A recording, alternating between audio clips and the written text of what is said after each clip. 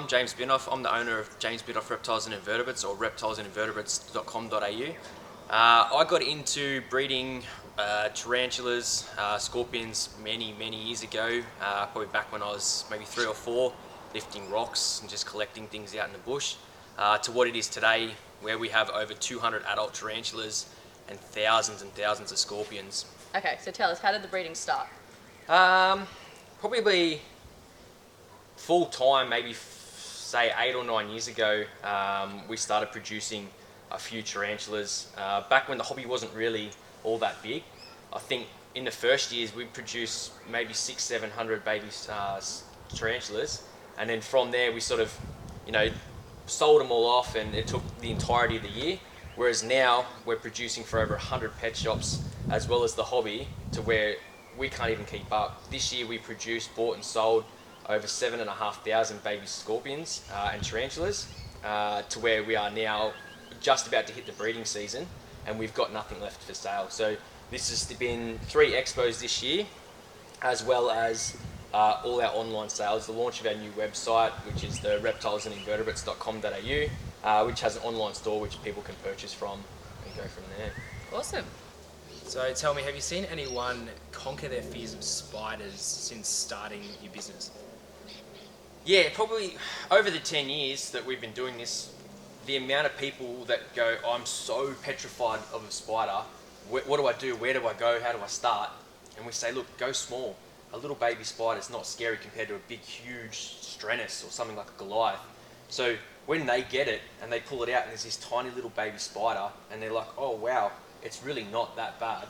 And then it grows with them to this big Strenus or big Goliath, and they're like, wow, I can handle this. And they're like, 5-6 years ago, I was petrified. I couldn't even look at it when, I'd break down, I'd have a panic attack. Yeah. A huntsman in the house running across a wall would send them into a fear. But now, they can pick them up, they can move them outside, they can do all that kind of stuff. They realise that these things aren't what they've been taught to fear. They really are beautiful species of animals that can be kept quite easily. They are very misunderstood, and I know myself, I am quite, not so petrified, but I'm a bit afraid of spiders, to say the least. I can deal with little ones, but when it comes to the bigger ones, I remember having one in my garage, and it was quite large. It was just a huntsman, I'm pretty sure, but opening it up to do some of the reptile stuff, and there was one on the wall, and I've just goosebumps and everything. So it's going to be interesting today. The next question is, am I able to hold one today? Look, what we're going to do is we're going to try and get one out for you. We're going to try and conquer that fear today. Perfect. So I think it's time that we sort of put you out of your comfort zone, and we get you holding a tarantula. Better you than me. I won't do it. Alright, so I'm about to hold a spider right now. I'm freaking out, to say the least. So I hope you're there for support for me, because one of the things that I want to do is conquer my fears of holding a spider. So I'm going to do that for you in this episode and show you that they're not as bad as what people seem. Yeah, so this is what the hobby knows as a Selenotypus SP3. Yep. So they are a relatively calmer species to handle, rather than giving you, say, a Cotsman, Yep. or say an Exivale, which aren't. So you ready? I'm ready. Let's do it. I'm ready as I'll ever be. So what we'll do is you just move the back end here, nice and gently.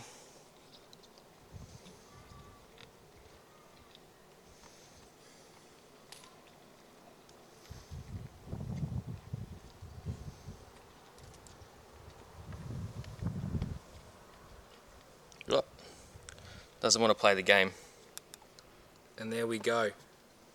Now, I never thought that I'd be holding a spider like this. As I said, I do freak out a fair bit, but it's not moving too much, and I am safe to say that it's because it's quite cool, right? Yeah, it is quite cold today, which has helped. Obviously, the warmer the temperature, the more the metabolism's firing, Yeah. and obviously the body keeps going. But see, they don't seem as bad as what people play them out to be.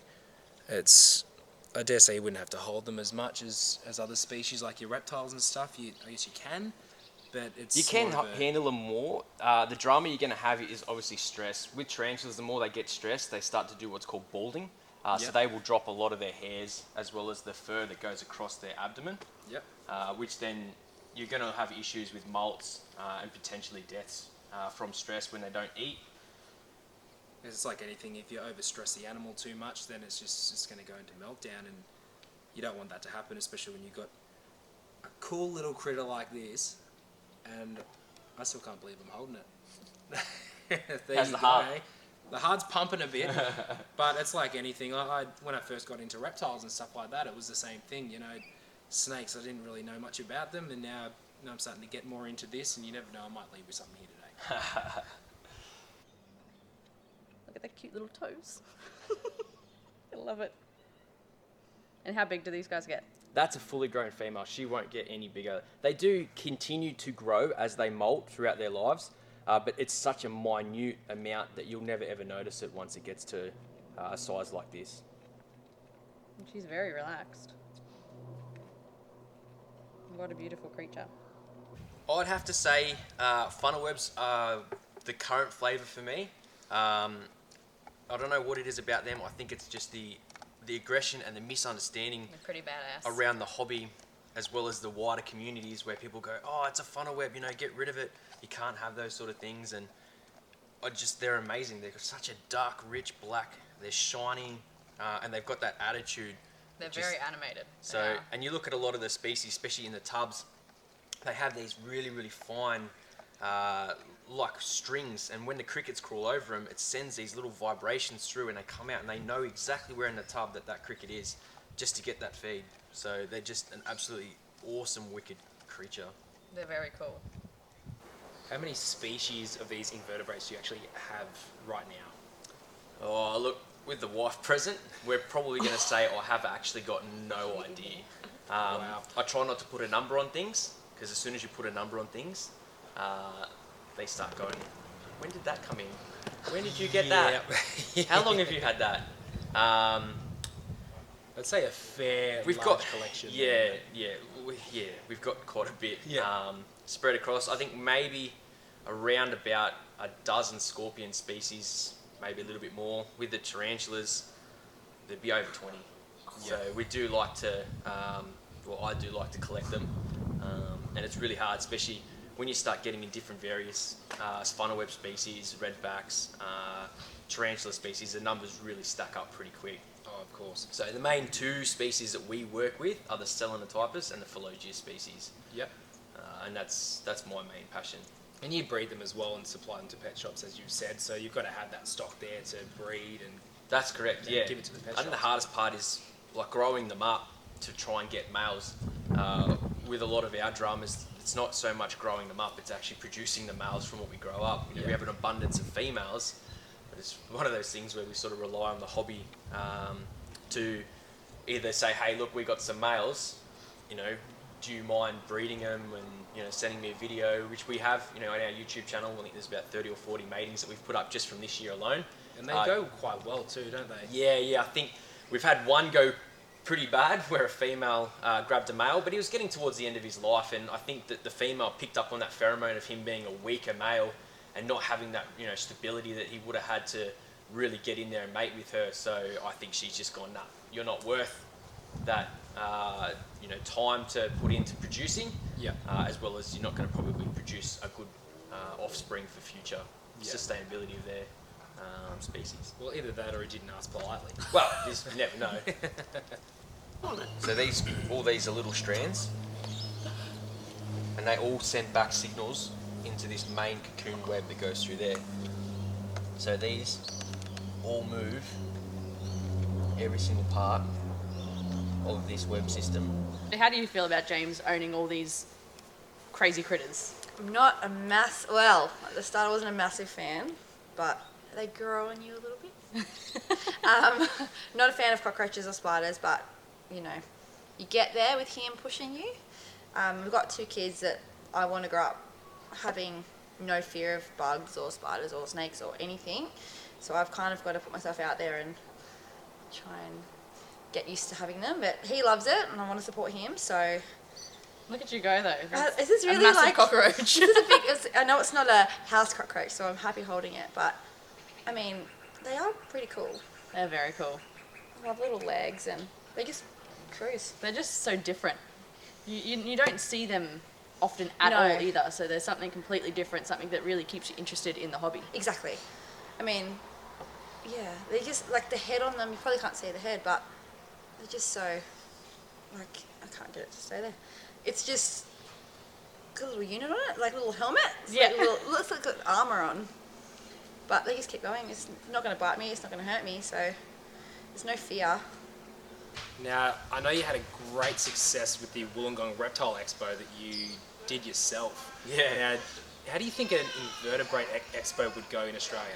Look, one day I'd like to see it to get to that size, but I don't think that the hobby itself supports something like that. And I personally think that the invertebrate side comes hand in hand with the reptile community as well as that, because a lot of people will have a scorpion and then all of a sudden that turns into getting a reptile, and then it turns into getting 20 snakes and 50 scorpions and 100 tarantulas. Like, it seems to boom hand in hand from each other. So I'd like to see that the reptile hobby itself sort of takes on the invertebrate hobby as well, and these expos, they boom together as a one whole expo, rather than saying, let's have a tarantula expo and let's have that, let's get everybody together and let's get them learning about, spiders and scorpions, and, we've got the venomous shows at the expos. So let's start actually educating as a whole and moving forward, rather than saying, let's keep to ourselves and let's do this little tiny thing over here and you guys can do your thing over there.